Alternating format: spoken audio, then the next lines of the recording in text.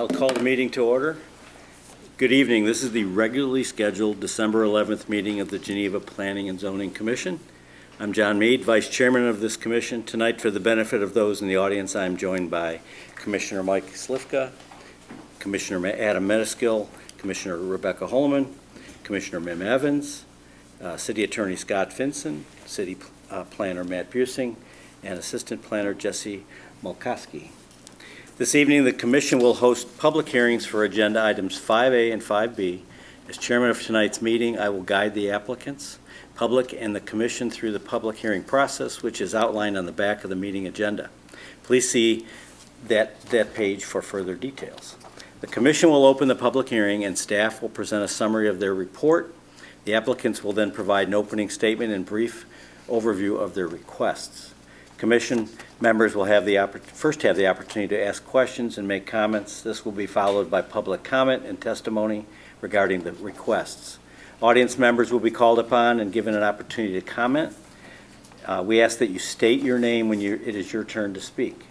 If your comment has already been made or your question has already been asked, it is not necessary to repeat it. We remind members of the public to refrain from veering off topic and direct comments that are relevant to the requests being considered this evening. Following the end of the public testimony, the applicants will have an opportunity to answer questions and respond to any of the comments made from members of the public. Additional questions or comments may then be stated by the Commission. The public hearing may then be closed, followed by Commission deliberation on separate requests. In order to help with the quality of the meeting broadcast, I would remind all commissioners to mute themselves except when they are addressing the Commission. Commissioners are also encouraged to state their name prior to speaking and prior to providing a roll call vote to better assist our record keepers. For example, Mead, aye, nay, or abstain. If you wish to speak or present testimony at tonight's meeting, please stand and raise your right hand to be sworn in. Do you swear to tell the truth, the whole truth, and nothing but the truth? I do. Thank you. Jesse, would you please call the roll? Sure. Mead? Mead here. Evans? Evans here. Slifka? Slifka here. Holloman? Holloman here. Mataskill? Mataskill here. Moran? We have a quorum, so we will proceed. The next item on the agenda is approval of the agenda. Are there any comments, additions, or questions on the agenda? Or a motion to approve? Move to approve. Evans. Mataskill second. Okay. Jesse? Mead? Mead, aye. Evans? Evans, aye. Slifka? Slifka aye. Holloman? Holloman, aye. Mataskill? Mataskill aye. Thank you. Next item on the agenda, item 4, is approval of the minutes from the October 23rd, 2025 meeting. Any questions, comments, additions, changes, or motion to approve? Move to approve. Evans. Second Slifka. Jesse, take the vote. Mead? Mead, aye. Evans? Evans, aye. Slifka? Slifka aye. Holloman? Holloman, aye. Mataskill? Mataskill aye. Thank you. Now we move on to the public hearing portion of tonight's meeting. Next item is item 5A, 501 Lark Street Daycare Facility, requesting variations from section 11-6F-4B, B4 Business District, and section 11-8A-3B, special setback requirements to reduce the north street yard building setback to 9.8 feet and the parking setback to 25.3 feet. Number 2, a variation to section 11-11A-6, parking spaces and design requirements to reduce the required number of parking spaces from 50 to 45. And 3, a special use for a daycare facility. The applicant is Megan O'Connor, and the location again is 501 Lark Avenue in Geneva, PIN number 12-08-200-027. Now, staff has anything for the record? Yes, so the contents of this file includes the following. We have applications for a variation and a special use permit filed by Megan O'Connor dated August 7th, 2025. It includes the following items: the legal description of the subject property, agreement of purchase and sale, a response to the variation standards and the special use standards, a plat of survey, a site plan, a landscape plan, tree preservation plan, photometric plan, truck circulation plan, architectural drawings, preliminary engineering plans, a natural resources inventory dated August 27th, 2025, a Kane County Road Impact Fee application, a stormwater permit application and stormwater report, the list of property owners within 500 feet of the subject property, and the affidavit attesting to the accuracy of the list of property owners within 500 feet, a copy of the letter to all property owners within 500 feet providing notice of the application being filed, a certificate of publication from the Daily Herald for the legal notice that was published on November 26, 2025 for tonight's public hearing, a copy of the public hearing notice mailed to all property owners within 500 feet, and finally, a staff report from the Community Development Department to the Planning and Zoning Commission dated December 11th, 2025. And now we'll have Jesse give a brief presentation here on the project. All right, so this is the project. There is the map of it right there. So John outlined the requests, and so there's a 30-foot landscape setback from Kesslinger Road, actually from the property line at Kesslinger, in the northern side. So it's 30 feet from the property line in reference to Kesslinger Road, and that is being requested relief from. And there's also a 20-foot B4 business district setback for building and parking that is being requested relief for. And then there is the variation to reduce the required number of parking spaces. The applicant can request variation up to 20% of the required number. They are per code. They chose to vary 10%. And then there's also the special use request for the daycare. That is the zoning map there. And you can see the kind of dotted lines. That's the corridor overlay district and the special setback requirements. There's the 30-foot setback requirement for Kesslinger Road, and there's a 50-foot for Randall Road. That's a comprehensive plan. For the first variation, the setback variation, staff found that all the standards were met, mostly because of the extra burdens placed on the property by the 30-foot Kesslinger Road landscape setback and the 50-foot Randall Road landscaping setback, and the 15-foot utility easement at the south of the property. We found that those unfairly constrained the site and led to these standards being met. And then the parking variation from 50 to 45, we also found that the standards to be met in that case because the daycare, in our code, daycares require 4 parking spaces per 1,000 square feet, but a similar use of nurseries only require 2 per 1,000 square feet. We found that to be a discrepancy, and that this applicant did not require nearly as many as what our code required, so we found that that was an unfair burden and that these standards could be met. All the special use standards were met. And just some recommendations. We usually have these at the end of the staff report, and they're usually just the final engineering shall be approved prior to the building permit issuance by the city. But in this case also, we wanted to highlight that to ensure compliance with the Kane County Stormwater Ordinance, the proposed permeable pavers shall not be replaced with a non-permeable material and shall be adequately maintained to allow water penetration. So the permeable pavers are just the, I don't know if my cursor will show up here. Yeah. It's these guys here and these guys here. And that is the geometric plan for reference. And then the applicant can come up and answer any more questions. Oh, yeah, I'm sorry. You have a presentation. Let me get that for you. No worries. I'll reintroduce myself while we do that. My name is Megan O'Connor. I am with the developer, 814.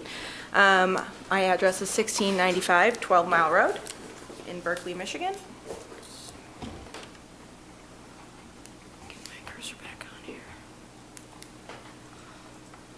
Let's see, get that off. This you? Yep. That's right, great. Thank you. Yep. And then this is a little pointer here. You go like that, and you can use those. Perfect, thank you. As I was saying, I am here on behalf of the developer. We would also be the proposed landlord, so we would be looking to purchase the property, maintain ownership, and then I'm also representing the tenant, N Family. So N Family is a group that we work in conjunction with. They are a premier daycare operator that's looking to establish themselves in the Chicagoland area. So they are new to the States. This would be an exciting opportunity for Geneva to be one of their earliest, if not the first, in the country. And then it would be followed by multiple in the area. So definitely a brand recognition. We're hoping to get sort of a handful of people to get to know them. So we kind of went through some of this already, but just to orient you a little bit, I've highlighted blue here the building. One thing to note on this building, so it's about 13,500 square feet, and we did design it with both the west and the north side to be potential front-facing facades. So depending on the parcel, we'd be able to flip the building. In this case, that would mean both Lark Street and Kesslinger would have sort of a front facade, even though the front door would be oriented towards the parking lot. The appearance would be for all facades to look nice. And then they're highlighted in green is just sort of the playground area. The tenant hasn't finalized their playground design. Some communities care deeply about that, others don't. But generally, their ethos is to allow creative play for their students. So a little bit less in the prescriptive playground equipment, slide to slide, climb this, climb that. It's more, here are some toys, here's a hill, there's a ball, kind of get your creative juices flowing and allow the kids to play open-ended.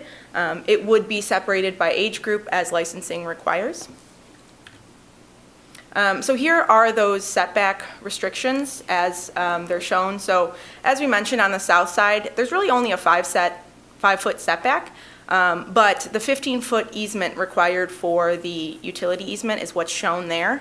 And that is actually one of the drivers for the site plan. So as we've designed it, we were not permitted to grade at all over that site.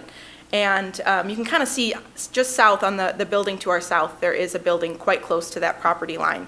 And given that and given the inability to grade on that area, we did want to pull our building further north to make sure that no stormwater issues arose to the building to our south. We are able to accommodate the 50-foot setback in the east or the rear of the property. We were told that it would be acceptable to have playground fencing in that area, so you can kind of see that overlap there. The north side is where we're asking for relief. One thing I do sort of want to point out, and I added a few measurements there, can't quite see, 52 feet and I think 62 feet. So the property line isn't quite parallel with the road. So from a pedestrian experience or a driving by experience, it will feel quite open. It won't feel like we're crowding the road in any way because there is quite a lot of space there. So even though to the property line we're a little bit tight, the actual experience of the neighborhood will be that it's still open and airy as designed. And then we are meeting the sort of west side setback. Here, we've already discussed a little bit about the permeable pavers, but we are open to that, and so that's where those will go. And that's in order to meet the stormwater requirements. We have proposed 45 spaces. Our tenant believes 40 spaces is sufficient for them. The code requires 50. The one thing I will sort of point out with that is presumably when you guys determined the parking requirements of a daycare, it was under the assumption that almost all of the daycare square footage was dedicated to students, so it's sort of how daycares are licensed. It's, square footage is how they get to the student count. The nice thing with N Family being a premier daycare, not every piece of square footage in their building is dedicated just to increasing the student count. So there are spaces that they use that aren't necessarily increasing the student count. So in this case, because we have those extra square footage spaces dedicated to just extra space for the students to grow and learn, that kind of works against us when it comes to the parking code. So that's sort of how we feel like we've met with 45 enough to accommodate our needs. So I do just want to kind of point that out. Here's a little bit on the footprint inside the building. So you'll see you enter in that vestibule on the south sort of east side in this picture. And then there's a lobby space. Again, that's square footage that really doesn't add to the student count. There's offices. Really, N Studio and N Lab are the unique items of the N Family development. So these are special spaces dedicated so that they have room for art, STEM, culinary arts. They even do yoga and physical education, sort of mind, body, the whole thing. So those spaces aren't adding to our student count, even though they do add to our parking count. Again, break room, a few other utility rooms, cleaning rooms, that kind of thing. And then there is a student breakdown, but generally at maximum capacity, licensing would allow for 173 students. Generally, if you've had a student in daycare, you know that there's a portion of students out sick, a portion of students that are visiting grandma or doing whatever. So rarely are you at 100% capacity at any one time. And then the hours are from 6 a.m. to 6:30 p.m. The prime drop-off hours are between 6 a.m. and 9 a.m., and pickup hours are between 3 and 6:30. So it's much more of a rolling basis there, so it's not every parent at the same time. That's a student breakdown. I don't know if anyone can even really read that, but there it is, and it should be in your packet if you wanted a little more information there. These are the facades. So as I was saying, the west facade there, that would be what would be facing Kessinger Road. And then the north side is, or do I have that backwards? I think I said that backwards. West side would be facing Lark, north side would be facing Kessinger Road. So both designed with the intent that they could kind of be front facing. And then the south and the east elevation will be much less seen. And here's sort of from above. So all mechanicals will be on the roof, but will be completely screened from the road. And then here's a little bit more about their curriculum. As I said, they really do focus on the whole student, and they are a premier daycare, so they do focus on language skills that not every daycare provides, or global responsibility, culinary arts, things of that nature, to really help their students grow. And that's kind of all I had. If you guys had any more questions for me, happy to answer them. Thank you. Appreciate that. Any comments or questions from the commission? Rebecca? Hi. I was wondering if you could kind of walk me through the, where the cars come in, and sort of that, like what you anticipate that routine to be. So operationally, they do require that parents park and walk their students in. So there will be a fob system on the front door, and they'll walk in with them, check them in, get them into their classroom, and then they can go get their car. So there's no drop-off lane necessary. But as far as the circulation, it is 2 ways all the way around, although I would anticipate most people sort of guide, straight and then to the left, take another left, and leave. But So- if traffic wanted to go both ways, there's room. And it's off of Lark. That's Lark? Correct. Okay, which is directly off of Kesslinger, right? Yeah, Lark is going to be on the left-hand side here. On and the then, west side? Yeah, so you come in off Kesslinger, take a left or a right, I guess, depending on which way you're coming from. And then the entrance would be that Lark Street access point. Okay, and then and maybe this is a question for staff as well, is there any restriction as far as, like when you're coming out, trying to go left, do you have to go right? Because it's pretty close to that light, that's why I'm asking. Yeah, there's no restriction at Lark and Kesslinger. Okay. And then you were saying with the lot, they would come in straight and then, I would just think natural flow would be that you would kind of go all the way around and find a parking space rather than take an immediate left. But all I'm saying is I believe at 24 feet wide, that entrance, you could take an immediate left if you wanted to. okay, and then is that all the parking for staff as well as the parents? Yes, and we would ask staff to park sort of furthest from the building to sort of reduce any congestion there. And is there an estimate as far as how much staff would be? So there would be, at full capacity, 28 teachers and the director, so about 29. They also sort of on that rolling basis, so as students go home, a teacher might go home. You would, if you're only got 5 students left at a certain age group, you can kind of combine classes and one teacher goes. And the same with sort of coming in. There's a teacher there at 6 a.m., but the entire staff isn't there at 6 a.m. So that's also sort of rolling as demand sort of gets there. Okay, and then you would have different service providers like yoga teachers and things like coming in and out? That's or the same all teachers, in- yep. Okay, that's all in-house, okay. Okay, thank you. Yep. Commissioner Evans? I'm going to follow up on Rebecca's question, because I also was wondering about how the traffic flow would work. So getting back to the question about any restrictions on the in and out between Lark and Kesslinger, I know I come home from work on Kesslinger up to that light, and it can be backed up. And then there's people coming in and out of the hospital. Are we concerned? I mean, it seems to me that it's going to be tough on parents to get in and out of there at that hour. Yeah, I mean, I think I would be more concerned if their direct access was on Kesslinger. I think we have a buffer here where you have to go to Lark, and then you have to either go right or left onto Kesslinger. That would be my opinion, though. There's some buffer to relieve traffic from at least the Kesslinger and Randall light.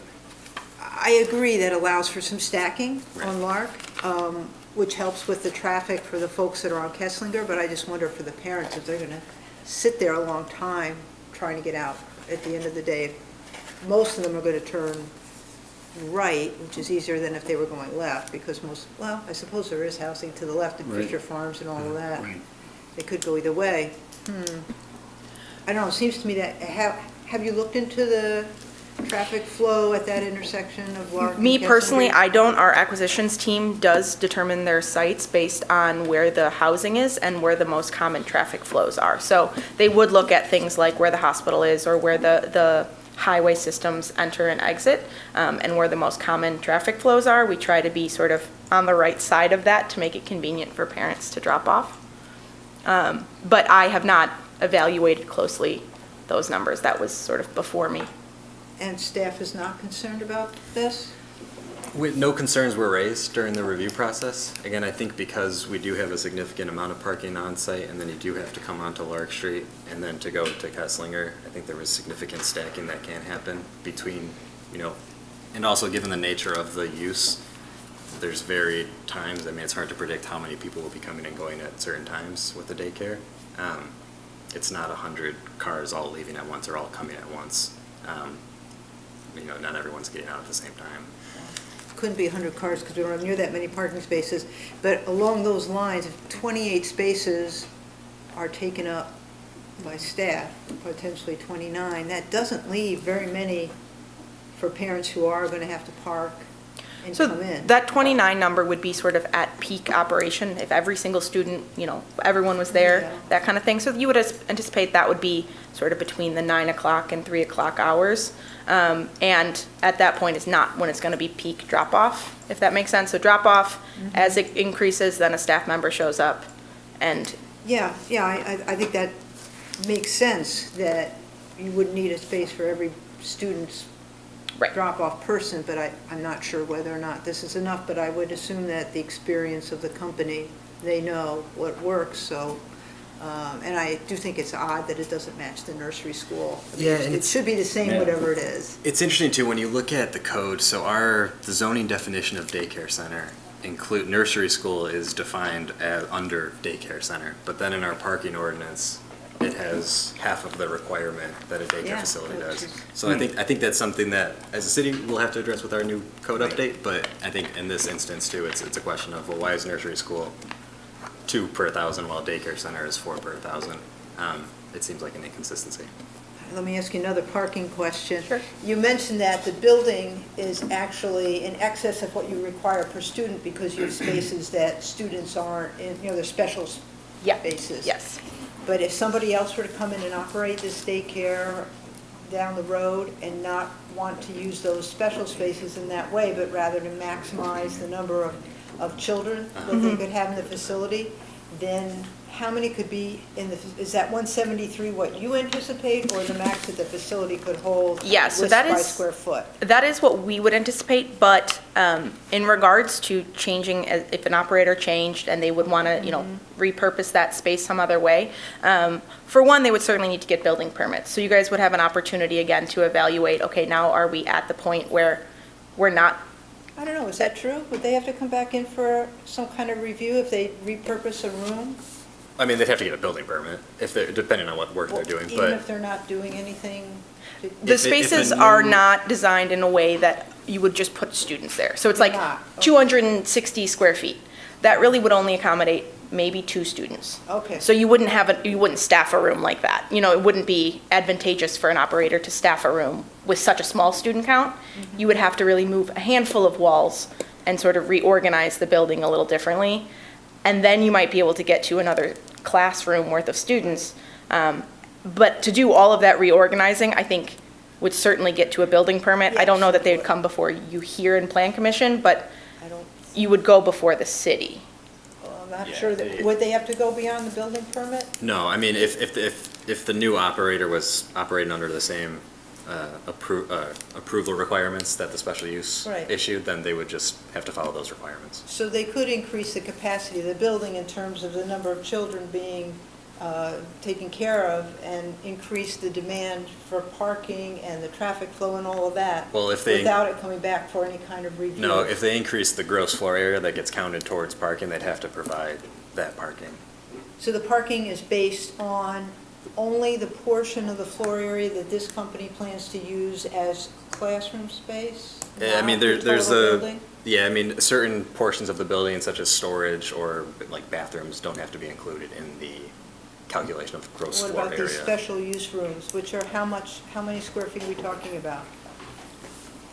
So the N Studio and N Lab were counted towards it, towards our count, and I have that right. They were counted towards your count for parking? For parking, yes. Okay, then Because that- Matt and I did have that conversation about what should count, what shouldn't.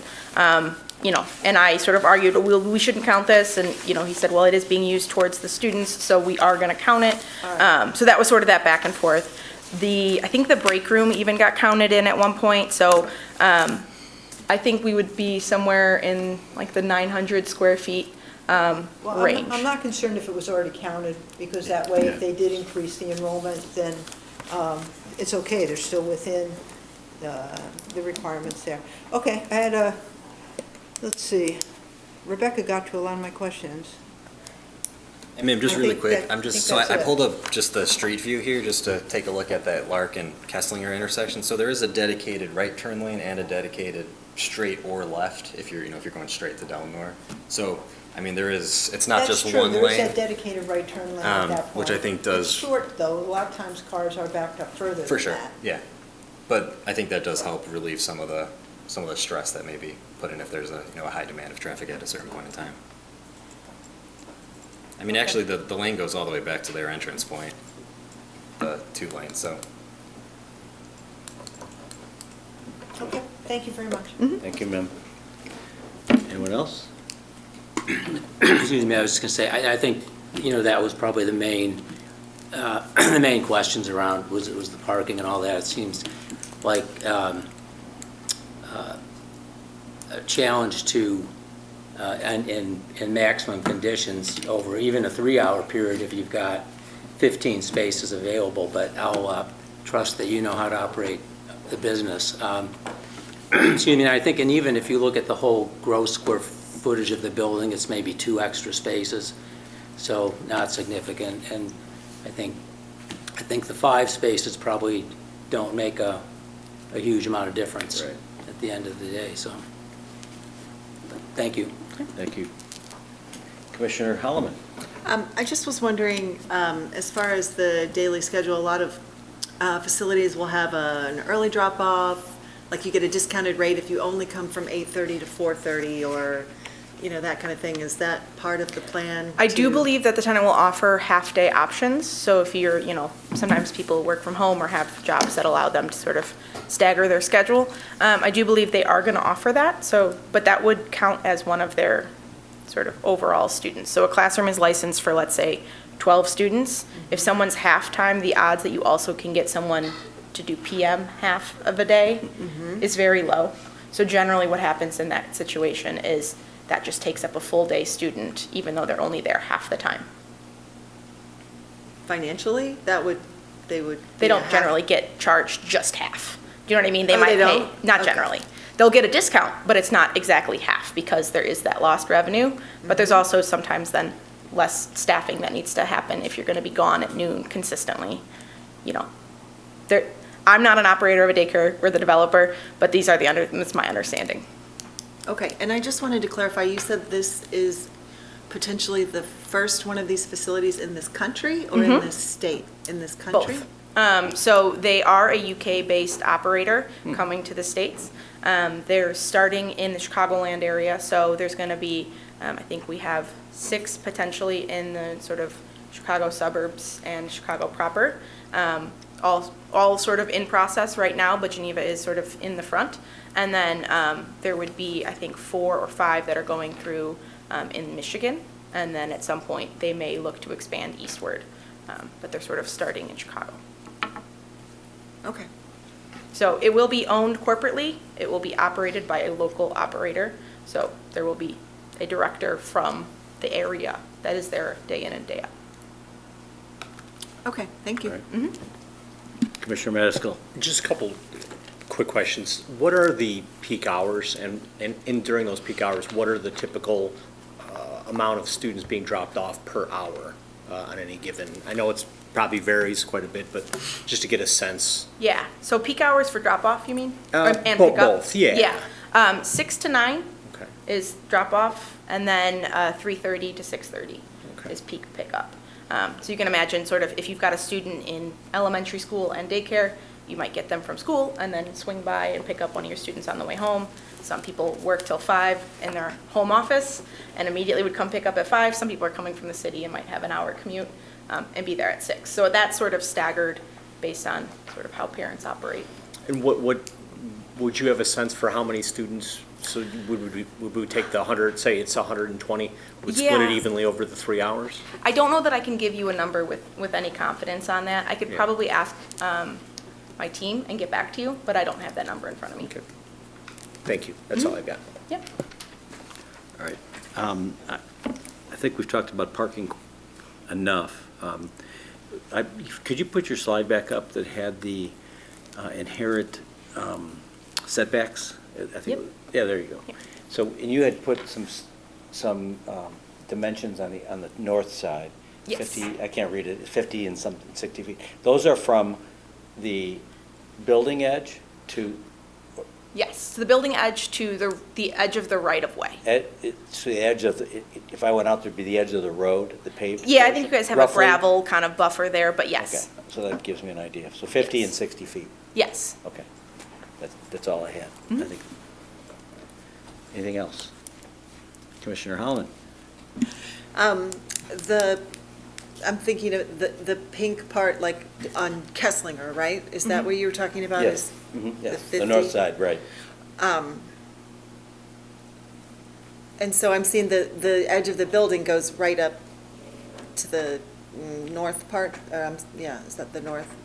Is that what am I seeing that correctly? So that sort of kind of speckled edge is actually the sidewalk, and then just where the sort of the southern port of that arrow is the edge of the building. Yes. Okay, and so, I guess what concerns me is like the amount of traffic that, because kids are pretty squirrely, and sometimes they escape, so I was just wondering about like how, what's the plan in place, like how does that work from an alarm perspective, like if a child got out, like that's really close to the. Yes, so there's multiple alarm systems that, we as developers have used in different daycares, and each one sort of has its own merits.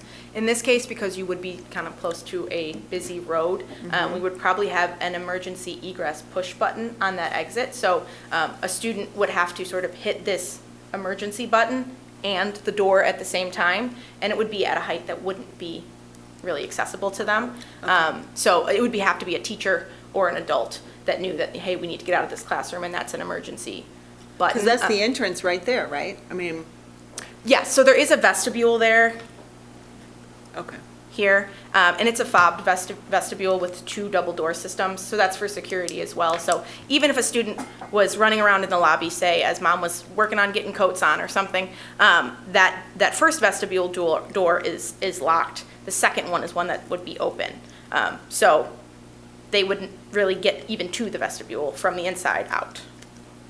Okay, and was there, I don't know if this had been addressed, was there ever a consideration to put a fence on that side to ensure that? We could do a fence, we'd be further into the encroachment, so that would maybe not be welcomed, but we have done that at other facilities. Then you sort of fence all the way around, and then your exit protocol can be more noise oriented. So it can be an alarm or a bell that goes off if Right. that door opens. So, I mean, both are options that we could deploy here. We were planning on sort of the two-button system. But if you guys would prefer to see a fence, I think we can accommodate that. Okay.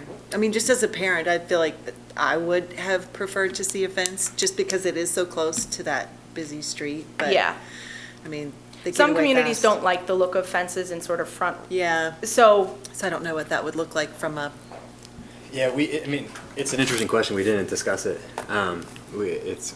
Fences would be allowed. I'd have to double check exactly what the height requirement is there.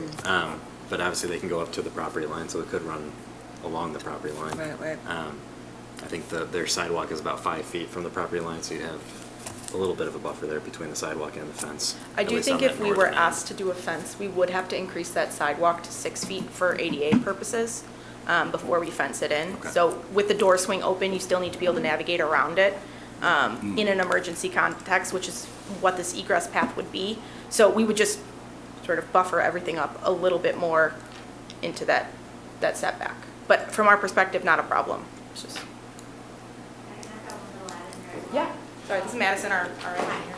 Engineer Madison, 1316, sorry, I'm in a different office than the one that I actually have to. You don't need to share the address. It's good. The other thing too, just if this helps ease your mind at all, is that there's approximately a 6-foot swale going along that side of the road as well, so there's quite a hill as well.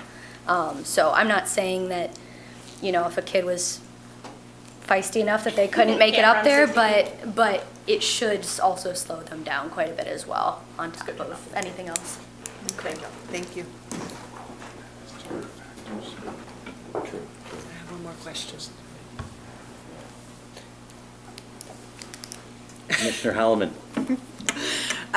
Is there any plan in place to have services or for children with special needs? You know what, that's a great question. Each tenant handles that slightly different, and I don't know the answer on this one. I can ask for their plan for that and get back to you. I don't have it in front of me. Okay. Thank you. Yeah. Any other points?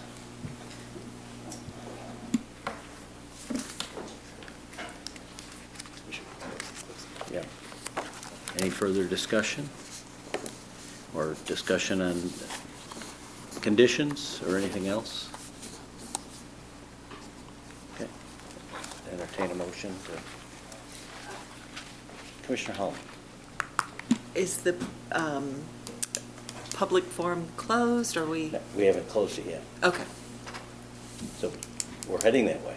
okay. So we can have additional public discussion now, but once we close, we can't ask any more questions either of the applicant. Okay. Is there sufficient concern about any of the questions that were asked where Megan said she could get information that anybody wants to keep the hearing open until that information is available? And can we articulate what those points might be? Adam has some questions. So- I think Rebecca might have. Oh, I'm sorry. I think the questions that I sort of deferred answers for was sort of the amount of students dropped off and picked off at peak times, and then how the special needs students plan. And then I don't think was requested, but any additional conversation about the fence in the front, if that's a requirement I or would- request. Well, I fully appreciate the concern about special needs.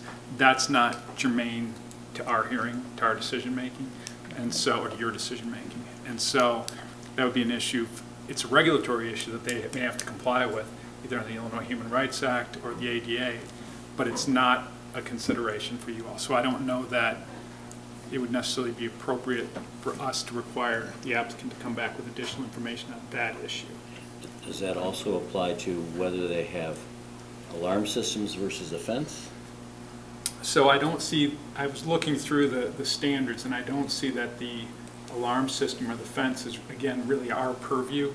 I think that's a question of regulatory compliance, and my guess is that would be covered by either our zoning requirement or our building requirements, or it's going to be required, it's going to be an issue that they have to address adequately to be licensed by, To operate. why can't I think of the name of the organization? The Illinois IDHP. Department of, Illinois Department of Health and Family Services. Family Services. Health and Family There, I think that's Health, right. is it Health and, I can't remember what it was. But yes. Yes, they do review our plans in the beginning, and then they will also do inspections at the end, along with a whole lot of review of policies by the operator before you get licensure. Additionally, the fire department generally has comments and concerns about any sort of egress path, so this would fall under that, as well as any sort of alarm system that we operate with, and they generally have sort of Knox box requirements, which are sort of emergency access code boxes for their staff. So there's a lot more in that that will kind of come as we get further in, to your point. Yeah, so I just think, and not, again, all good questions, but I don't know that there are questions, is the only thing I would say. Fair point. Okay, any other topics of discussion? Or Mr. motion? Chairman, move to close the public hearing? So moved? Second, Slivka. Okay, moved and seconded. May I have a roll call? Mead, Mead, aye. Evans, Evans, aye. Slivka, Slivka, aye. Holloman, Holloman, aye. Madiskill. Madaskil, aye. Thank you. All right, at this time, any further discussion, or are we ready for a motion?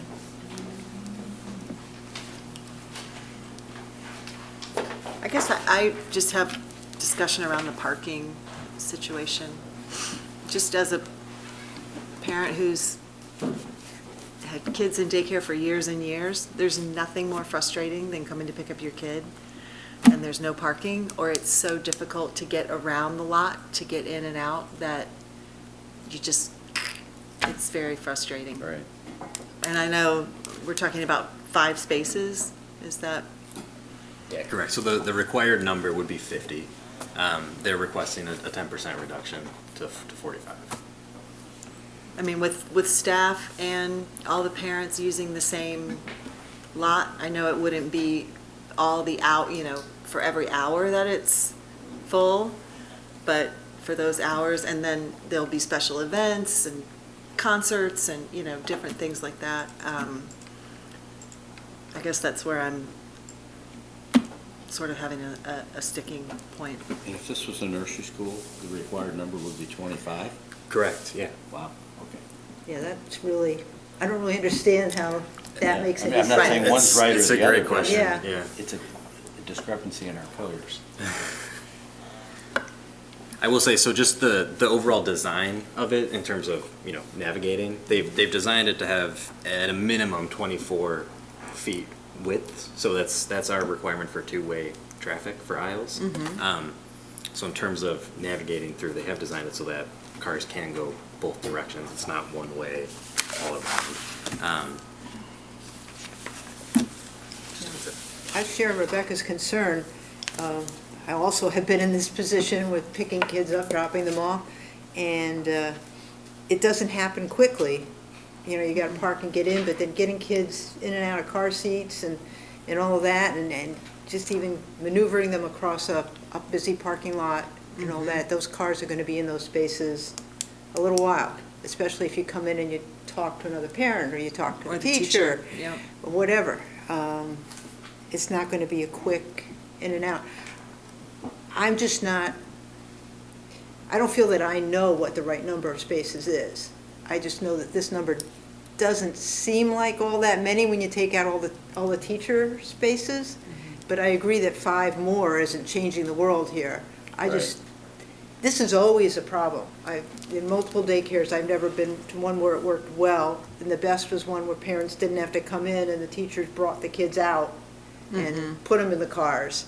That was a lot smoother, actually, but that's not the plan here. I don't know. I don't know what the right number is, so I don't want to impose something that's, because the nursery school thing is crazy, that's so much less. I'm not sure. Yeah, and I mean, the difficult part is too, we can only impose the Right. the code regulation. Right, which isn't would that be- many more. Which would be Right, 50. right.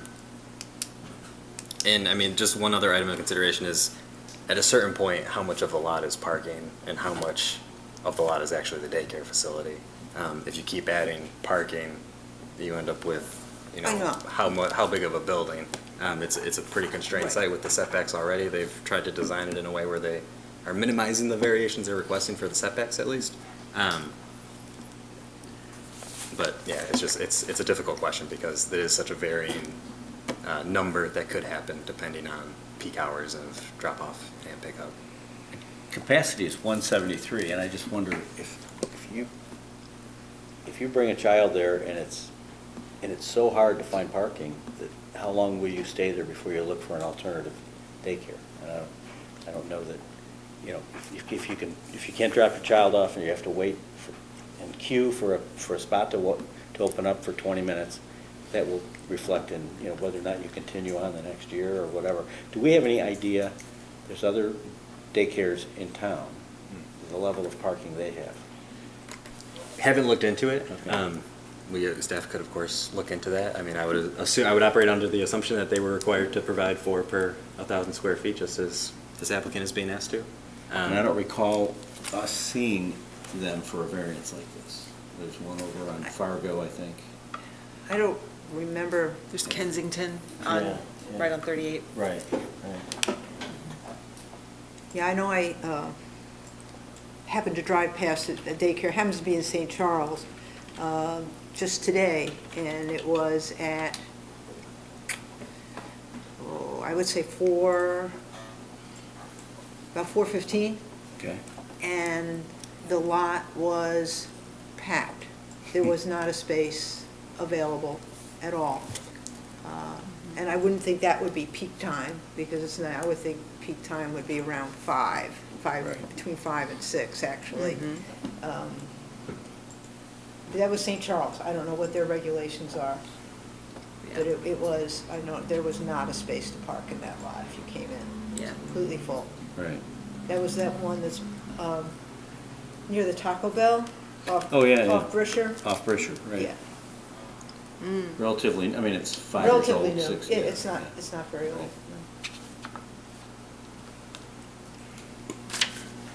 Michael? So if there were 50 spaces, they wouldn't need this variation, right? Correct.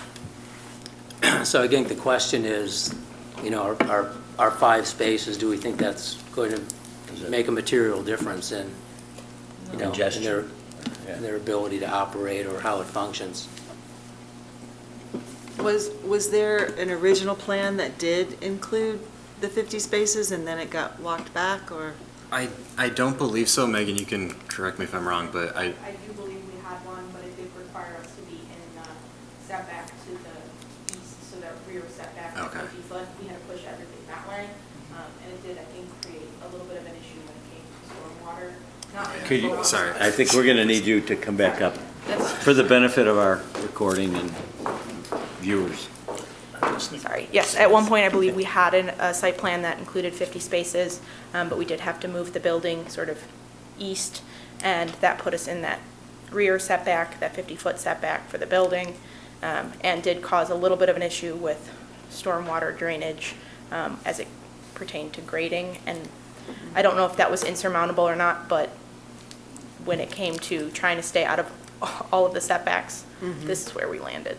So if we eliminated the parking variance, we would be looking at a variance along Kesslinger and Randall. Correct. So But there, I mean, as Megan pointed out, there could also be, you know, stormwater issues if we're issues. adding more impervious surface. Correct. They've designed it so, I mean, we've had a lot of back and forth with our engineering and our consultant on the stormwater issues already, and they've, you know, designed it in such a way to meet the Kane County Stormwater Ordinance, but that could be a potential addition to the stormwater issue. Well, I guess I would probably come back to the point that these folks have been in this business a long time, may have been elsewhere, and I don't know if pick up and drop off patterns are different, or maybe some people walk to pick up their kids, whatever, but that they would not be doing something that would make it overly difficult for the parents to pick up their children. And 5 spaces is not going to make a whole different situation in that parking lot. So I would probably say that we could let that go the way it is designed rather than push it into potentially other problems. I do think it's a good use of the site. That's an area of the city that I think is underutilized. You know, a lot of little buildings, old buildings. It's not attractive. It's not the maximized use of something that is really at a good intersection, right near the hospital. This would be complimentary, I would think, to the hospital staff. I think it would be appreciated by the community. So I think we could rely on their expertise on this issue. Thank you. Mr. Slifka? Yeah, I agree with Mim. I think that, you know, it's an improvement clearly to the area. It's an attractive building. It'll definitely improve the streetscape. And I think when you look, you know, I think they've made the concerted effort to try to comply with a very difficult site as much as they could. So I think when I look at all of the aspects of it, I'd be supportive of it. Okay, thank you. Anything else? Okay. Okay, are we ready for a motion then? I think we are. And this needs to be 2 separate motions? So we'll do 3. So there's Three, the okay. first one will be for the variation from the setbacks, from the northern setback, and then the second one will be the parking variation. The third one will be the special use request. Which would include the special conditions at the end. Correct. All right. Mr. Chairman, I move for 501 Lark Street to approve the variation requested for Section 11-6F-4B and Section 11-8A-3B to reduce the North Street Yard building setback to 9.8 feet and the parking setback to 25.3 feet, excuse me. Second, Slifka. All right, thank you. Okay. Mead, Mead, aye. Evans, Evans, aye. Slivka, Slifka, aye. Holloman, Holloman, aye. Masisko. Madaskil, aye. All right, thank you. Mr. Chairman, for 501 Lark Street, I move to approve the variation request from Section 11-11A-6 to reduce the required number of off-street parking spaces from 50 to 45. All right, a second. Second, Slifka. All right, Jesse? Mead, Mead, aye. Evans, Evans, aye. Slivka, Slifka, aye. Holloman, Holloman, aye. Masisko. Madaskil, aye. All right, thank you. And finally, the special use. For 501 Lark Street, I move to approve the special use in the B4 Business District for a daycare facility in compliance with the special conditions listed. Second? Slifka, second. All right, Jesse? Mead, Mead, aye. Evans, Evans, aye. Slivka, Slifka, aye. Holloman, Holloman, aye. Masisko. Madaskil, aye. All right. That's what we had. Okay. Mr. Chairman, Yes. just so everybody's clear, when we say approve, they're making a recommendation that the city council will Right. ultimately approve this. So just to be clear. We've approved the recommendation to be forwarded to city council. Yes. And one other question, because I was reading, not listening. Yeah. Did we attach the additional conditions? Yes, Mim Yes, said. Yeah. we did, Okay, to the thank you. special use. Okay. All right, so so just for your guys' benefit, so the next step will be the city council meeting. So this recommendation will go to city council. We're looking at a January 5 date for that meeting. Yep. We'll confirm via email, but that's the date we're looking at. It's my birthday, so. Oh, there you go. Oh, there you go. Thank you. Thank you, guys. All right, moving on. The next item on the agenda is item 5B, Solar Energy Systems Text Amendment. 1, Section 11-2-2, definition of words and terms, add definitions for solar energy systems. And 2, Section 11-3-15, solar energy systems, establish uniform zoning regulations for the location, installation, operation, maintenance, and decommissioning of Solar Energy Systems. The applicant is Forrest Hauk. And turn to staff for anything for the record. Yeah, so a shorter list here. The contents of this file includes an application for a zoning ordinance text amendment filed by One Energy Development LLC, dated October 23rd, 2025, and includes the following items. We have a property owner authorization letter, and then the proposed text amendment draft. It also includes a certificate of publication from the Daily Herald for the legal notice that was published on November 26, 2025 for tonight's public hearing. Public comment received prior to 5 p.m. on December 11th, 2025, and a staff report from the Community Development Department to the Planning and Zoning Commission dated December 11th, 2025. And I'll go ahead and give a brief presentation here if we can. Hold that. No, it's mine. I turned it off, there you go. Oh, let me set it up. Oh, sure.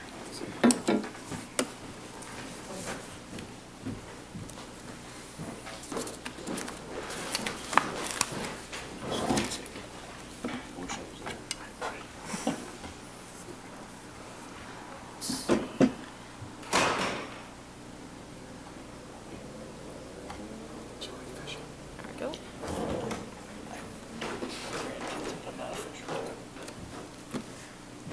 All right, so again, the applicant is One Energy Development. We have Forrest here today representing them. The request is two parts. So there's an amendment to section 11-2-2, which is our definitions of words and terms. And then we're adding various definitions and terms related to solar energy systems. And then the second part is adding section 11-3-15, which would be essentially called solar energy systems, and that would establish the zoning regulations, again, as Commissioner Mead mentioned, in relation to the location, installation, operation, maintenance, and decommissioning of solar energy systems. So I didn't include the actual definitions here, but if we want to get into the specifics as we go along, we can. I just included the terms here. Here's what we would be defining in the code. First, solar energy system, solar photovoltaic system, a solar energy system, both for ground-mounted, both as an accessory use and as a primary use. And what we mean by that is accessory use would be like a panel put onto an existing, like a home or existing business, or located in the yard of an existing use. Primary use would be something that is the main use of that site is going to be a solar facility. So something like a solar farm or where the entire use is solar energy. We also have definition for solar energy system roof-mounted, and then we've included a definition here for battery energy storage system as an accessory use. This is something that staff and the applicant have kind of worked together with to include. We think it's appropriate to include this with the solar energy systems as they often go hand in hand. And then we have the addition of section 11-3-15. So this would be a brand new section in the code.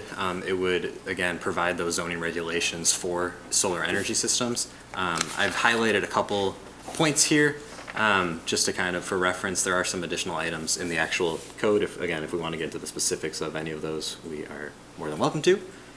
First, we're establishing that building permits shall be required for any solar energy system, whether it be an accessory or a primary use facility. Currently, the city does allow for solar energy systems or solar panels as accessory uses for residential or commercial properties. It's not something that's codified right now, but we do have a building permit process where residents or property owners can put solar panels on their property. I think this is a necessary update that we just do as a city to make sure that this is something that's codified and we have a formal process so it's clear to everybody how they can go about receiving that. And then we're also including here definitions and regulations for primary use systems. Primary use systems would be required to get special use permit approval, and that would only be allowed in our industrial districts. So we have the I-1 and then we have the I-2.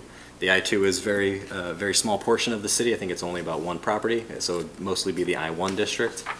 And then in regards to that, we also have the battery energy storage systems, which may be permitted as an accessory use to a primary use system. So if we have a special use come before us for a primary use system, battery energy storage systems could be allowed as an accessory use with that. In terms of zoning regulations for setbacks, we've we've basically established that these systems will be subject to the existing setback requirements of the industrial districts. So I just kind of have a simple chart here outlining those. Again, most of the properties that are zoned industrial are in the I-1 district, where we have a 40-foot street yard setback, a 20-foot side yard setback, and a 30-foot rear yard setback.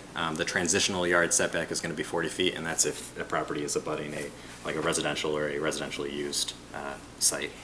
The I-2 district has significantly larger setbacks at 75 feet for the street yard, 50 feet for the side yard, 60 feet for the rear yard, and 75 feet for the transitional yard. Just a couple other kind of zoning regulations to hit on here. So lot coverage, again, would also kind of fall back on the underlying zoning requirement. The maximum in both the I-1 and I-2 is going to be 80%. And then the way we're calculating it is the surface area of the solar panel, regardless of what tilt it's at, would count towards that lot coverage requirement, in addition to any other non-natural elements on the site. So, driveways, parking lots, that sort of thing. In terms of height, the maximum height that would be required is 20 feet for the solar panel units themselves. Just for reference, in the I-1 district, the maximum building height is 50 feet, and then the I-2 district, the maximum building height is 80 feet. So obviously solar panels don't get that high. 20 feet comes from something that staff kind of found it to be the standard across multiple ordinances, including the King County ordinance. We can have Forrest kind of address the height a little more in specifics, but I don't think these units really get up to that 20-foot height. Generally, they're a little bit shorter than that. A couple items here that we were discussing with the applicant. These weren't included in the proposed amendment, but we wanted to raise these questions to be considered here, just in case there's some conflict in the proposed code. If they should be changed, now would be the time to recommend these changes. Section H, which outlines appearance, or what the appearance should be. It specifically, it does not call out roof-mounted systems, and I'll just kind of pull it up here to read it verbatim. So Section H reads, "The solar energy system shall, as close as possible, match the color of the roof and contain no signage or advertising visible from the ground." I think inherently you could read it as that would only be applicable to roof-mounted energy systems, but we're not explicitly calling that out.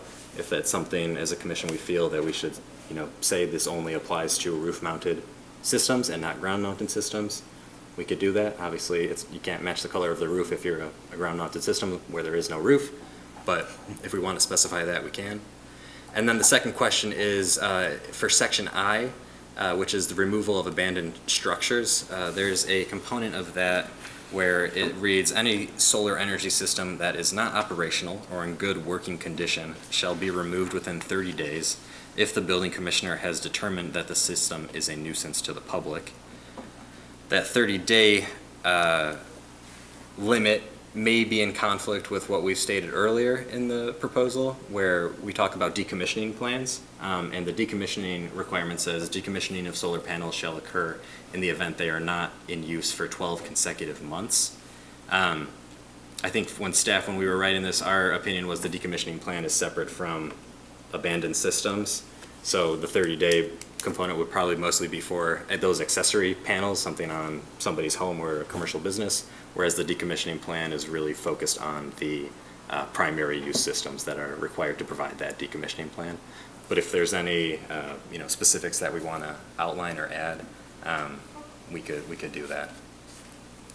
And I believe that's all I have. Let me just double check. Yeah. And we can have Forrest come up and maybe provide some more detail on the proposal here. Good evening, everyone. Good to see you all. I was last here, I think, 4 months ago. But Forrest Hauk, 10 North Livingston Street, Madison, Wisconsin, 53714. I just wanted to say, really appreciate the last 4 months of work that Matt's put into this with myself. I think what I'd like to highlight in this language, I think it has a good continuity within the larger permitting context, both at the county and state level. The stormwater permitting is in alignment with Kane County stormwater requirements. The special use permit requirements are in alignment with what Kane County requires for special use permits for solar projects, which require the AMA, the EcoCat, the Agricultural Impact Mitigation Agreement, the EcoCat, which is an environmental resource report done with the Illinois DNR.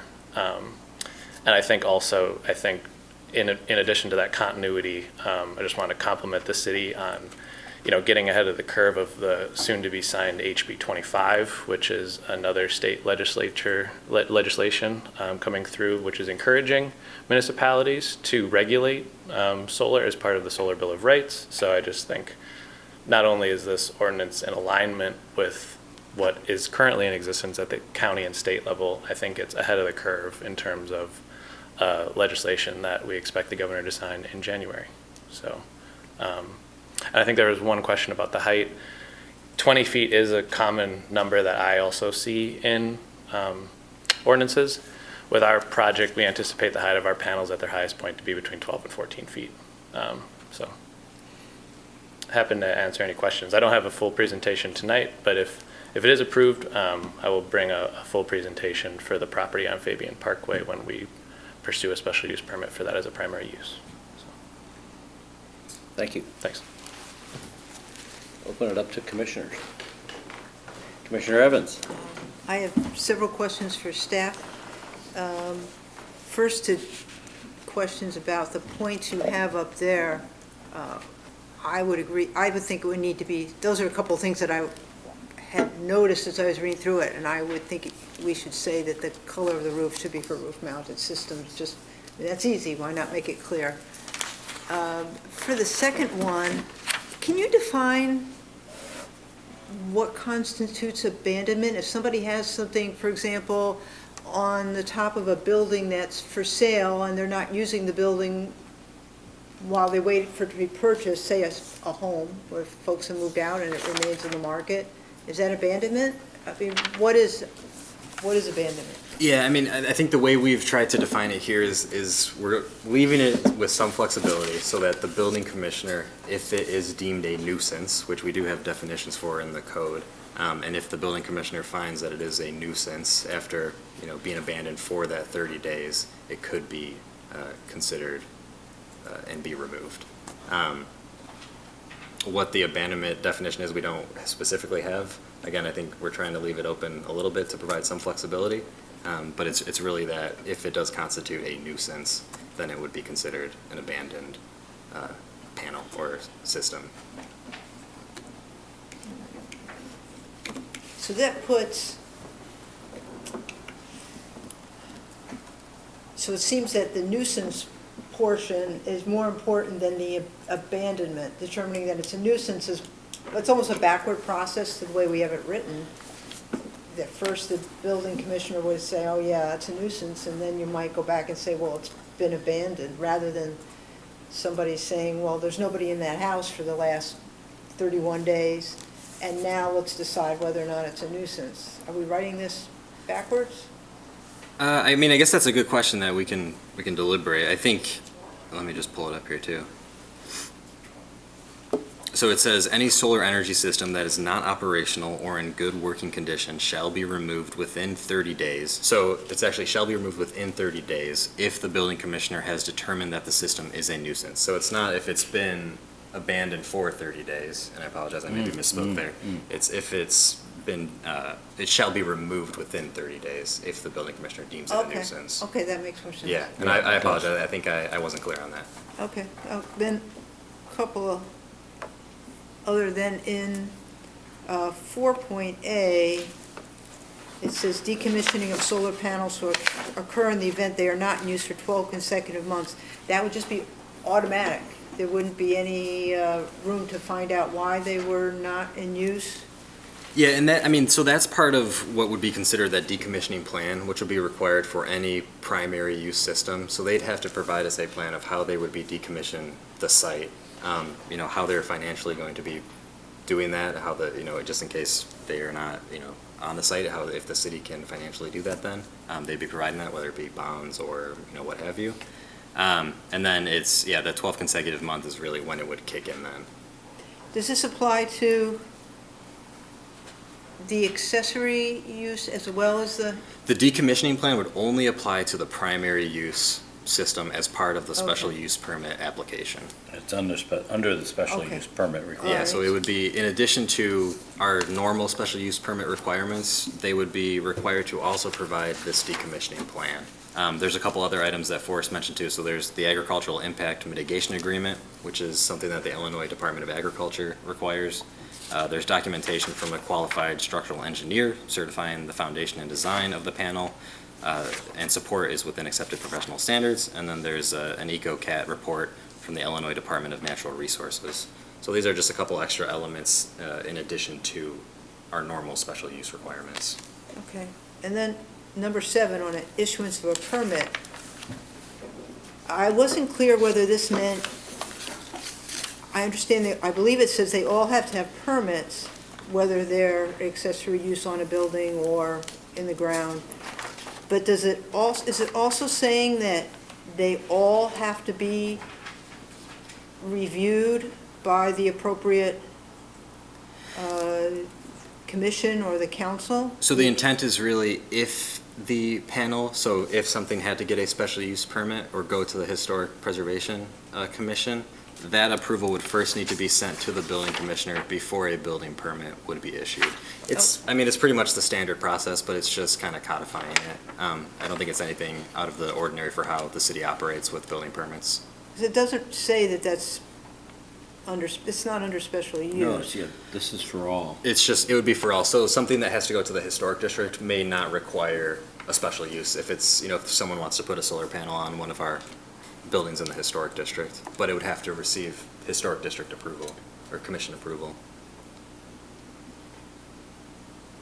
All right, so if the structure or the site required review because it was within the historic district, then it requires that review to occur before a permit can be issued. Exactly, yeah. The way this is written to me, it says a permit for any solar energy system subject to the review. I don't know. I understand what you're saying, and that makes sense. It wasn't the way it read to me when I first read it. It made it Added sound a like. word like subject to the appropriate, the review of the appropriate reviewing body or something. Or that would you normally be could- required to be reviewed by those bodies. This kind of made it sound like anything is going to get sorted into one of these categories for review. It might be the plan commission, or might be, depending on where it is, but it kind of made it sound like there wasn't a time when there was no review required other than a building permit. Maybe, could I throw something in? Maybe Yeah, we could say, of course. if a permit for any solar energy Yeah. system is subject to the review of Yeah. Exactly. yada, it shall not be issued. Okay. That fixes it very simply. So we'll Thank you, kind of Jesse. swap the order of that first sentence. Yeah. Or just, Well, or you could say a permit for any solar energy system if subject for review. Yeah. I mean, just add in the you, if it's subject to review. Is that what you're saying, Mim? Yes, Yeah. yeah, I'm saying it needs to be spelled out that it's not any. not It's the all. ones who Not that all would are be subject to- And yeah. it's not any and all, it's Right. if it would normally require a Exactly. review of that body. Right. Yes, yes. And then my other question, and I'm not sure where this fits, but I don't see anything here, unless I missed it, about any kind of screening being required, landscape-wise, or fencing, or anything? Yeah, so we did not include any fencing requirements. The landscaping requirements would be the special use, under the special use Okay. application, so it'd just kind of be our standard landscaping requirements in our ordinance. But yeah, we did not include any specific fencing requirements for these. On a residential or accessory use, it cannot be higher than the related fence height for that respective zoning area, correct? Correct, yeah, But so it didn't say you had to have a fence. correct. No, I agree, Yeah. but it's gonna be 6 or 8 feet probably, right? Yeah. Or 4 feet. So someone could put that in their backyard, relatively close to the property line, and 5 within, feet. yeah, which is close. Yep. And within clear view of their neighbors, they could have a pretty big array sitting there on the ground. Correct. I think if I was that neighbor, I wouldn't be happy about that. That's a fair point. Yeah, I mean, the way it's written, it's really kind of following our accessory detached zoning requirements. So again, as Commissioner Mead pointed out, you have the 5-foot setback requirement from the rear and side yard property lines, which is the standard for any detached accessory structure. Actually, the height would be lower than what detached accessory structures are allowed, which would be up to 25 feet or the height of the building. These would be limited to that fence height, which is typically 6 feet in the rear yard. But understood that we are not requiring them to screen it in any way. Was this different than an accessory building? I have a neighbor who just built an accessory, I don't know if it was actually permitted as that or whatever, but they put a building up in their backyard, the minimum from the property line. And their fence is not a solid fence, so it's in full view, and all the neighbors around are not thrilled with it, you know. But at the same time, it's a relatively attractive building. It's just that nobody really wants to look at that. But Right. this is not a particularly attractive use, and I wonder if it requires some kind of screening, whether it's landscaping or fencing or something. Yeah, I mean, I'll just say it's an additional cost you'd be putting on a resident that we don't place on them for other structures, no matter what those accessory structures are. You know, they could put really anything back there that we deem as an accessory structure, and if it's attractive or not I don't know that it's up for us to decide what is attractive.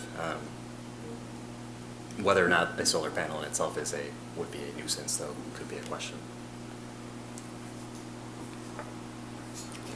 That's all I have, thank you. Anyone else? Commissioner Slivka? So I had a question about landscaping as well, but more as it would pertain to, say, a large site, on a large industrial site, a solar farm, if you would. What would the landscaping standards be for that? Would it be just for that district? Right, so yeah, there's, you know, a whole host of landscaping requirements that our code provides for. I think the specific ones, and it would depend on the design of the actual site plan, but we have perimeter landscaping requirements, there's parkway tree landscaping requirements. If there's a parking lot, there's parking lot landscaping requirements. If there's any buildings, there's what we call internal landscaping requirements, where you have to provide landscaping, you know, around that building. All of those would be applicable to the site. So I guess my thought is that if the panels could be right at the setback, right? Correct, yeah.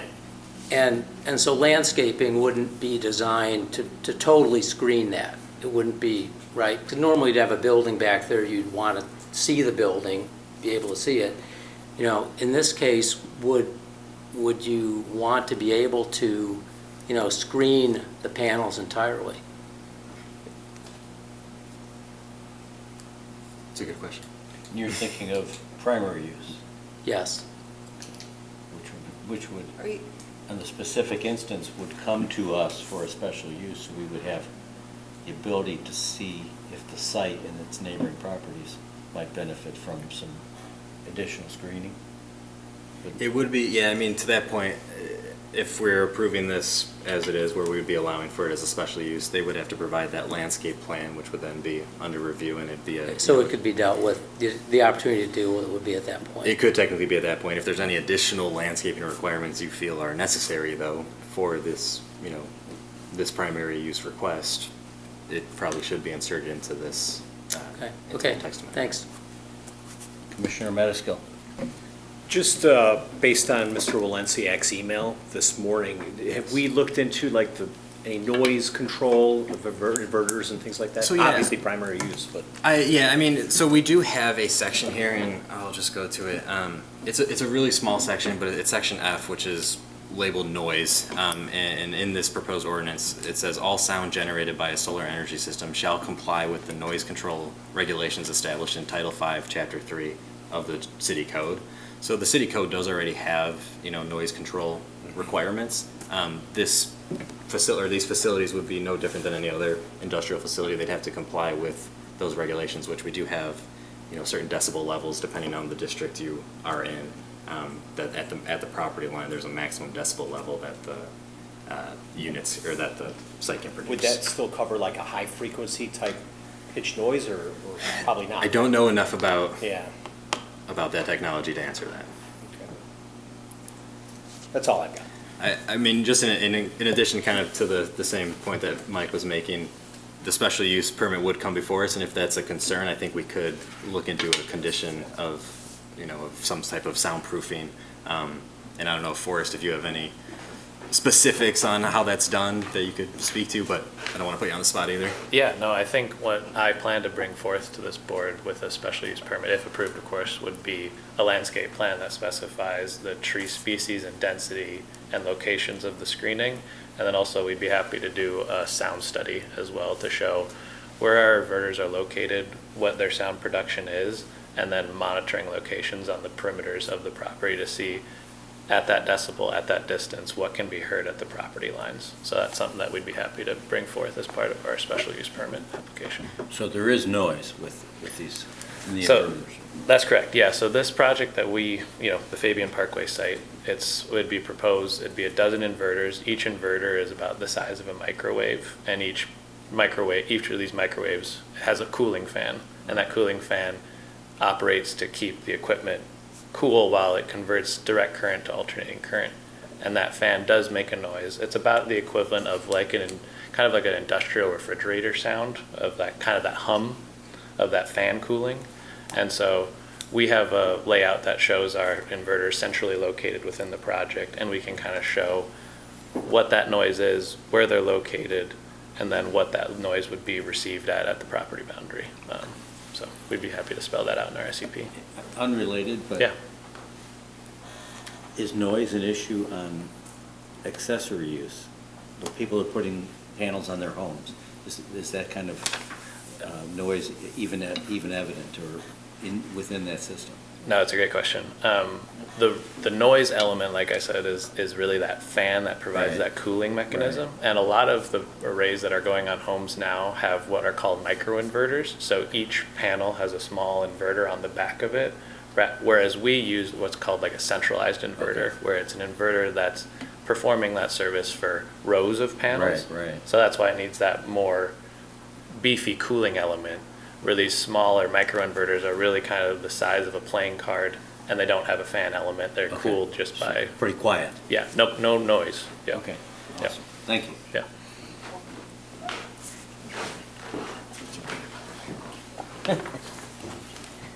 Anything else?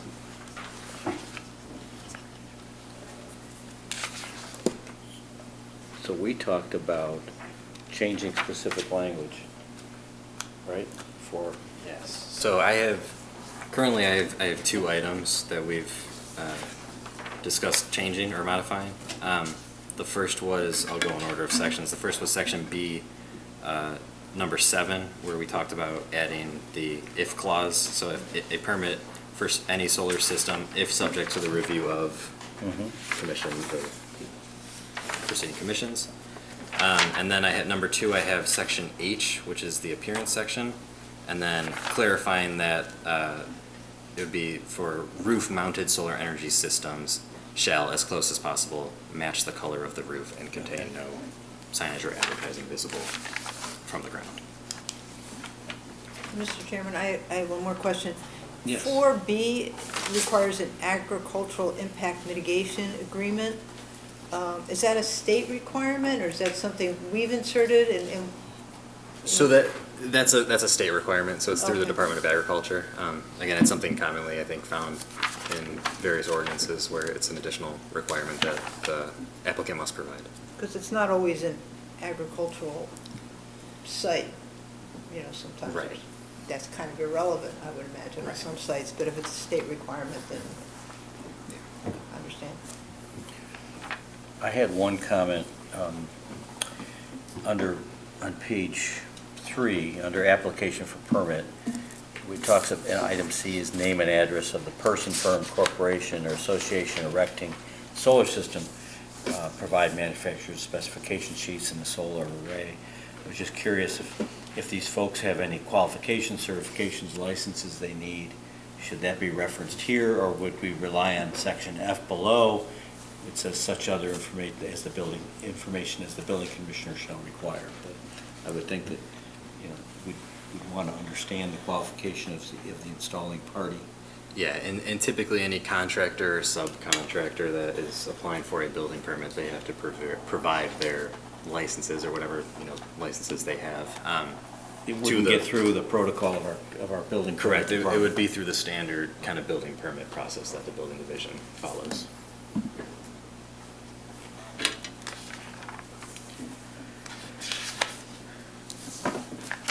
Anything else? Anyone else in the public care to make a comment, or would you care to come up and?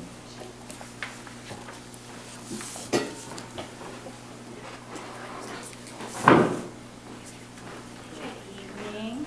Right. My name is Amanda Driscoll. I live at 105 Dartmouth Court, Geneva. I'm just coming as a concerned resident talking about 501 Lark Street. I had really nice notes and I forgot them at my work, so bear with me as I go through my chicken scratch. Man, I'm sorry, so right now, this would be for Only the, for this? the solar? I Yeah. apologize if we missed you during You did. the Lark Street. Yeah. Yeah, you did. At the end, we have public comment. Okay. Can we have you come back up at the very end during that section? And As that's soon as just the public open hearing is public Sure. comment. Yeah, Okay. I'm so sorry. Thank you.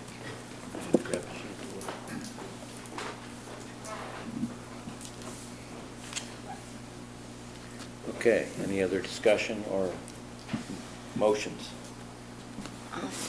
Excuse me, Scott, I do have a question. At the risk of sounding ignorant, if no additional landscape requirements are written into the code right now, were this to be approved and then a special use be applied for, would the commission be able to impose any extra landscaping requirements? Yeah, beyond the code. That's a lot of questions. Sorry. So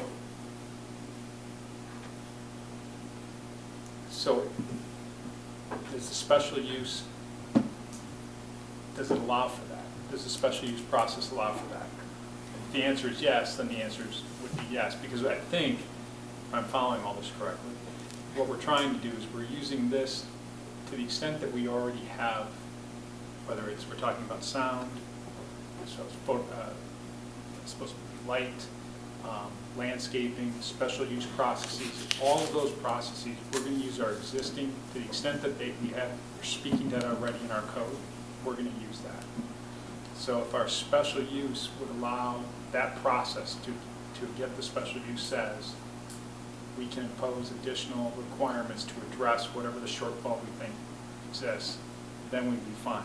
But I don't know the answer to that myself, so I'm sort of answering your question with a question, and if that's important for the group, I can look it up and find out for sure. Thank you. I'm sorry for everyone at home, I didn't turn my mic on. That's not a very good answer. I mean, probably the best way I can answer this, I'm not sure. I'd have to look it up and find out. And where is landscaping addressed in here again? So landscaping would be, so right in this proposed text, we don't have any specific landscaping requirements for solar energy systems. We're kind of defaulting back to the existing code requirements in general for site plan review and special use permit review. And does it on the special, I just don't remember, on the special use review? I believe that we can add additional conditions during the special use process and review that the commission can recommend. Okay. Additional conditions. Yeah, because I could be wrong, but just listening to the way everybody was talking, it would seem to me that if you know it when you see it, to quote the Supreme Court, but if you know it when you see it and you say, this is something that we want to address, in this circumstance, under this situation, there is a shortfall in terms of it's going to have an adverse impact on the neighborhood unless we include additional screening or landscaping. That would be preferable to saying everything has to be this way when we're not sure if setting that standard for everybody would be appropriate. I think that's a fair point of if there's any, general requirements in addition to our landscaping that we feel are necessary for this, now would be the time to add them into this text amendment. If they are case by case issues that Site-specific. come up, then those could be reviewed and I mean, to answer, again, Jess, that was an excellent question. I would have to look. I can't tell the group tonight whether or not we could do what we're, sort of that ad hoc review at a given time when the special use comes in. And I also, and so what you'd be all I can tell you for sure is what you're approving tonight is what's here. Is it appropriate for us to address this tonight, but if you find out that we don't have the ability to layer in additional requirements, that be incorporated to some level?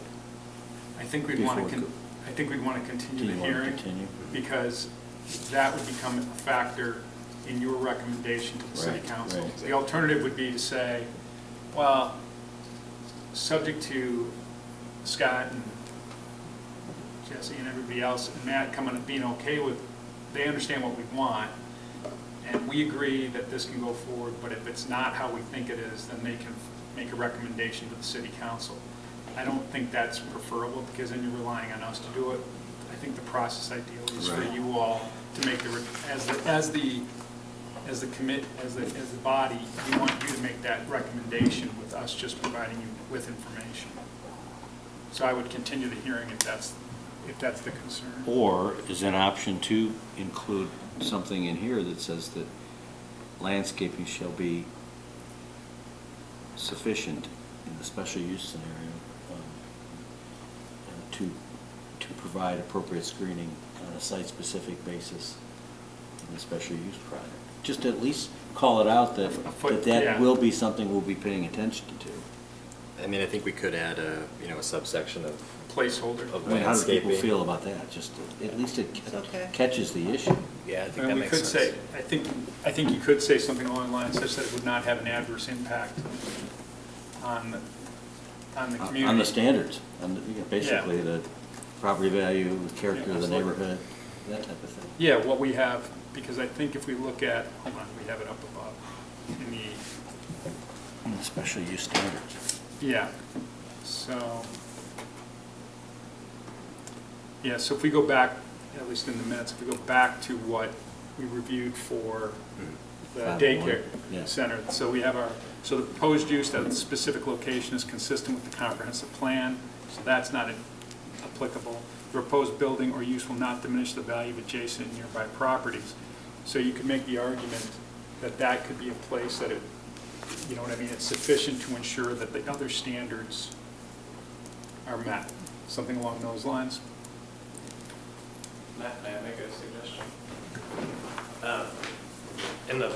In the spirit of continuity with Kane County, I might encourage us to look at their language in this topic. With their solar ordinance, they state, a vegetative screen shall be provided for any part of the solar energy facility that is visible to non-participating residences. The landscaping screen shall be located between the fencing and the property line of the participating parcel that the facility sits. So it's sort of, I think that might be, I think we've already included several things in this ordinance that's in alignment with Kane County, and that could be a fifth one to add. So. I like the way that sounded. Is that King County portion of the ordinance also applicable to the accessory uses or only to the? That is just specific to their definition, which is commercial solar energy facility, which is a special use.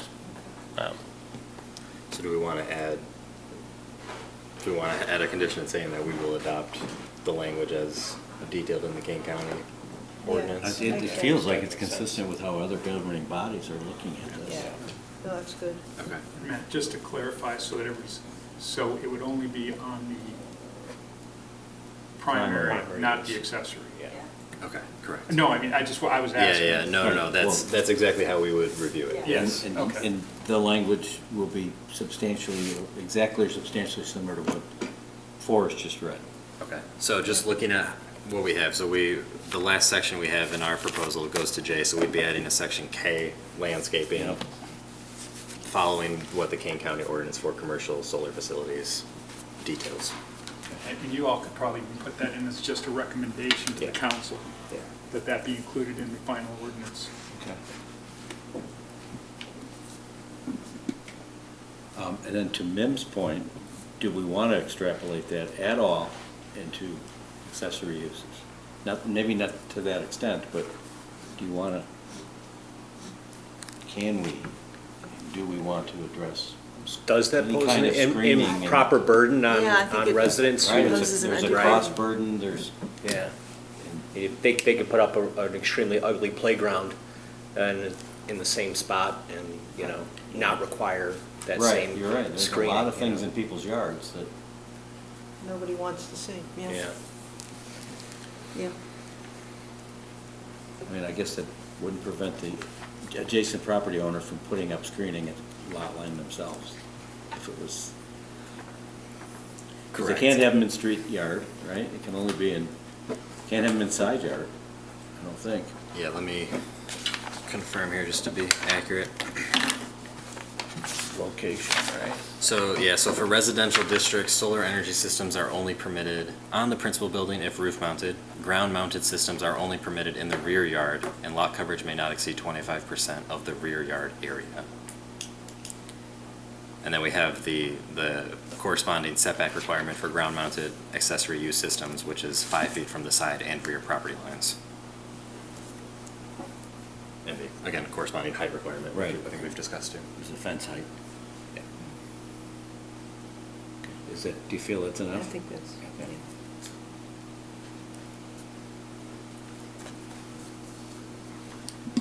So you've got all, you've scribed all of the ads. So yeah, so just to, maybe let's just reiterate, so we're all on the same page. So I've got section B, subsection 7, which is the permitting process, and then we're adding, we're essentially just adding the word if, so it will read a permit for any solar, let me just go up to it quick, sorry.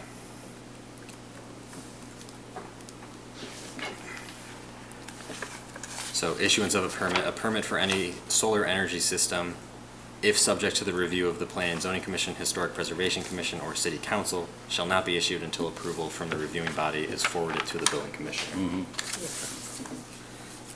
Second revision would be to section H, which is appearance. It would read, a roof-mounted solar energy system shall, as close as possible, match the color of the roof and contain no signage or advertising visible from the ground. Okay. And then third, we have adding a new section, section K, which would be essentially corresponding and in line with the Kane County landscaping requirements for commercial solar energy facilities. Okay.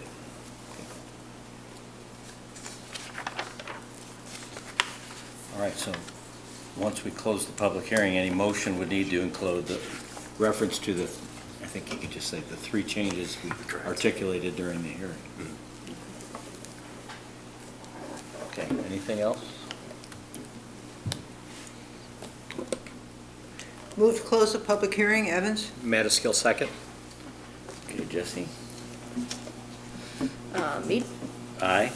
Evans, Aye. Slivka, Slivka, aye. Holloman, Holloman, aye.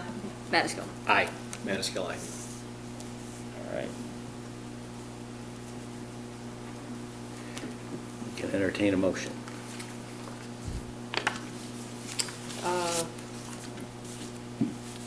Mr. Chairman,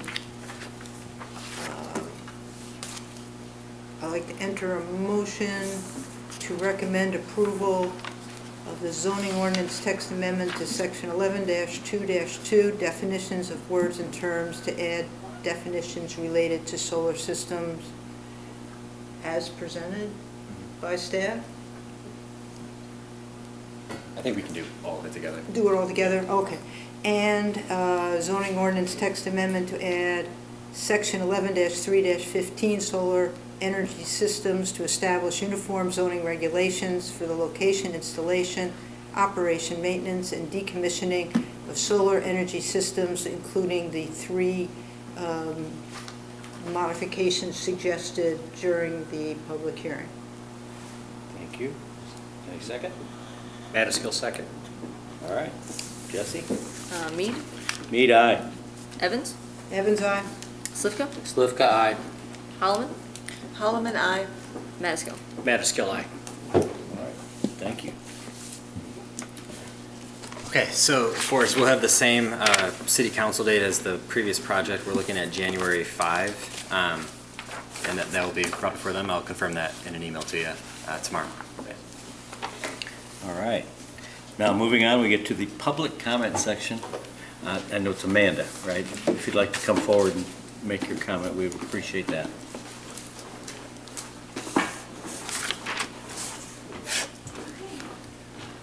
Long time no see. Okay, so I'm just a concerned resident and also a small business owner. I own and operate a small business in the Pepper Valley Plaza, kitty corner to 501 Lark Street.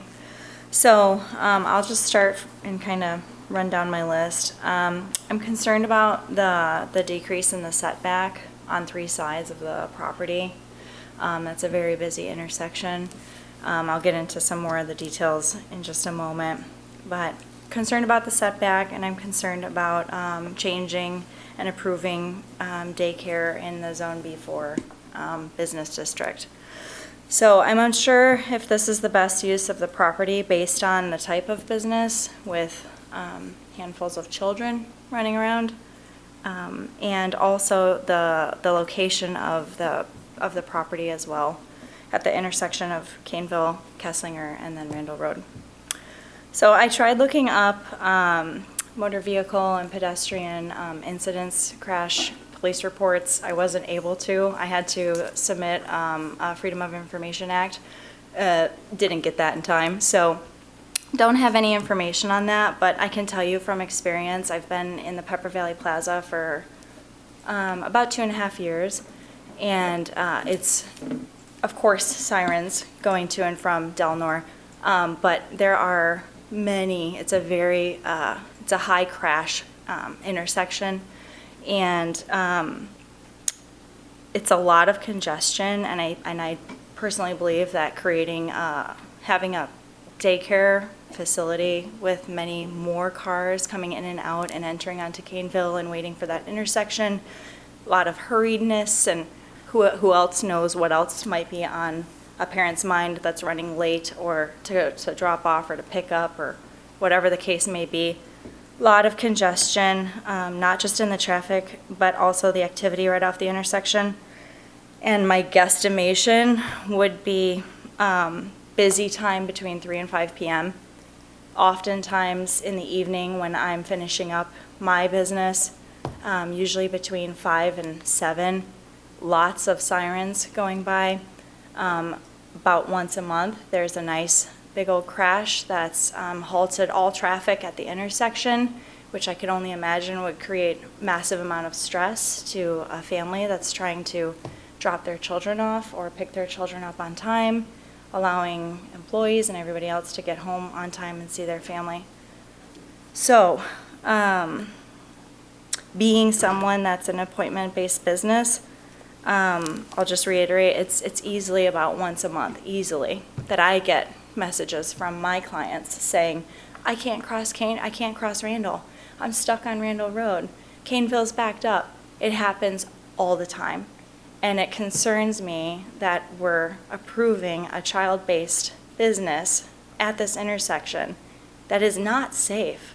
And then we're approving decreasing setbacks on 3 sides of the location.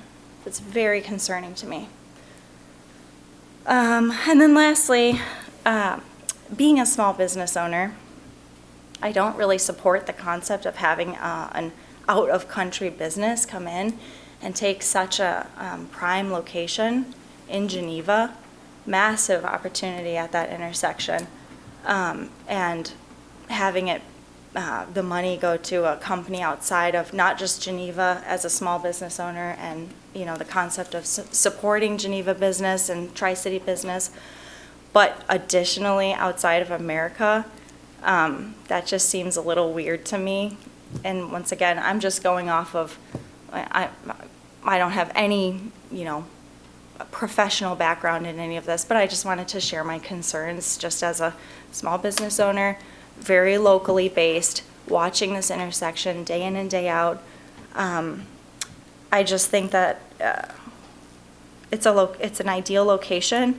I think that there could be some local business that would love to utilize that property and could create business and money and revenue that would stay within our country, state, and potentially even city or county. And then I just did a quick search, and I just looked up daycares, and I don't know if there's a need for daycare in our area, if there's, an upsurge, trends that are saying that populations are decreasing, so I'm not sure what the need is for daycare, but I can tell you that just off of, my Apple search, 64 and 38, there's handfuls of daycare and small schools, Kids and Company, Learning Experience, Kensington School, St. Charles KinderCare, Kitty Academy, Primrose School, Hand in Hand, there's 2 religious schools, and I just don't know, once again, if this is the ideal. It feels like we're forcing, they're really trying to make this property work for their business, but based on the approved amendments, it just doesn't seem like it's the ideal location for the business or for the plot. So, thank you for listening. Support small business. I just Thank you. make Yeah. a comment? Yes. I would really encourage you to go to the meeting, to the city council. January meeting. 5th, I'll be there. I Yeah. really appreciate your comments. Thank you. and your And city council concerns. will have benefit of And- these minutes. as Yeah, well. and do Yeah. you have a written copy of the comments? Because we can include that in. Oh, of these? If You don't wanna see these. If you wanted to, you can send me a written copy if you wanted. Sure, Only if you sure, want sure. to. You don't have to. Okay, great. This is all on video, so it's Okay, recorded great. as well. But if you wanted to send me that, we can include it in the official public comment Okay. packet that gets Is your- posted. Your email's readily I available? can right? grab you a card here. Perfect, thank you. Thank you for listening. Thank you, for your appreciate it. time. Thank you. Okay, anything else? Anybody else? Forrest, you don't have anything else to say? Okay. Moving on to item 7, which is other business. Yeah, so I just have 2 quick updates here. I believe the last time we met, we had the 601 North First Street, which was a porch variation that came before us that has since been approved by City Council. And then just looking ahead here, so this is the last meeting for 2025. Our first meeting for 2026 is on January 8th. Currently, I do not have anything on the agenda for that meeting, so I'll send out additional details as we get a little closer. But as of right now, there's nothing for that agenda. The following meeting would be on January 22nd. And that's all I got. Okay. Well, thank you. Anything else from anybody? Okay. On to our last item. Move to adjourn. Thank you all.